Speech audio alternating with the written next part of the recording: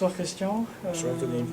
Donc, fin de troisième journée en Pro A, où on a pour l'instant pris tous les points possibles, y compris ce soir où c'est une belle victoire 3-1 face à une équipe qui a fière allure sur le papier, et la nôtre avait fière allure dans le jeu aussi, et surtout. Donc, est-ce que tu peux nous parler de cette soirée?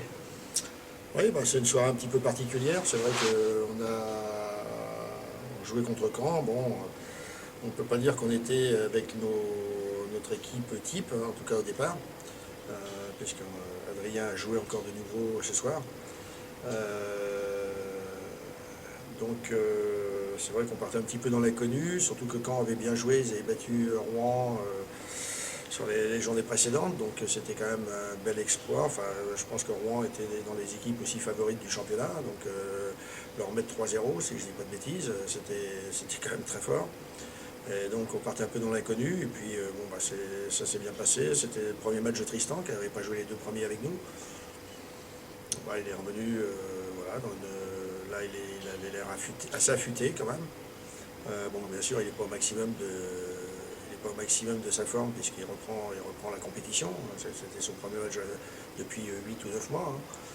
Mais il a très bien joué ce soir, donc c'est très bien.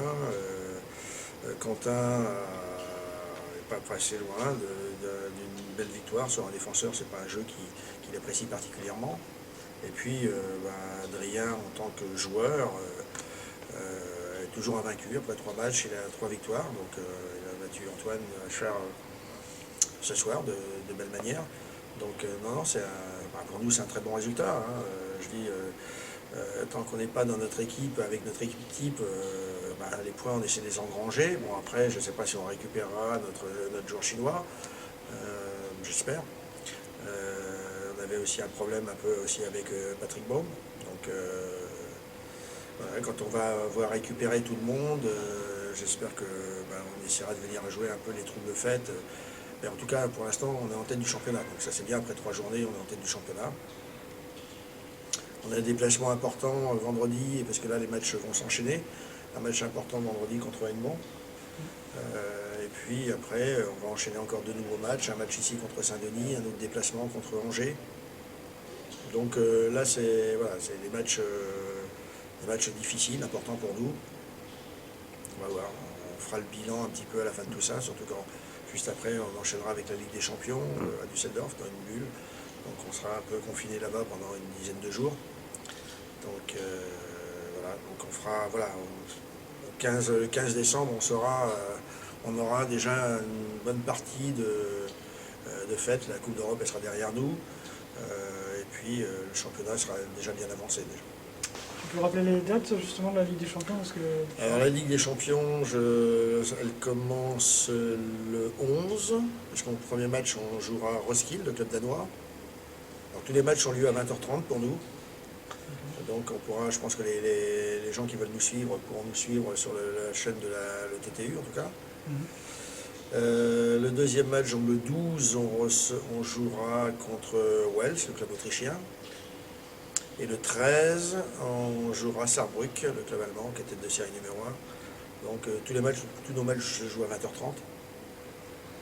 Donc voilà, donc après, si on est dans les 2 premiers, on continuera, il y aura une journée de repos et on attaquera le 15 en quart de finale. Après, si on va plus loin, ça deviendra un exploit, parce que surtout avec l'équipe qu'on risque d'avoir, donc toujours sur des joueurs chinois, ça va être quand même un peu difficile.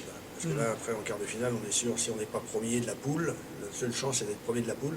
Si on n'est pas premier de la poule, ça veut dire qu'on tombe soit sur Orenbourg, soit sur Ekaterinbourg, soit sur Düsseldorf. Donc quart de finale qui sera quand même assez un beau challenge à relever. Ouais. Est-ce qu'il y aura du public ou pas? Non, malheureusement, ça sera à huis clos. D'accord.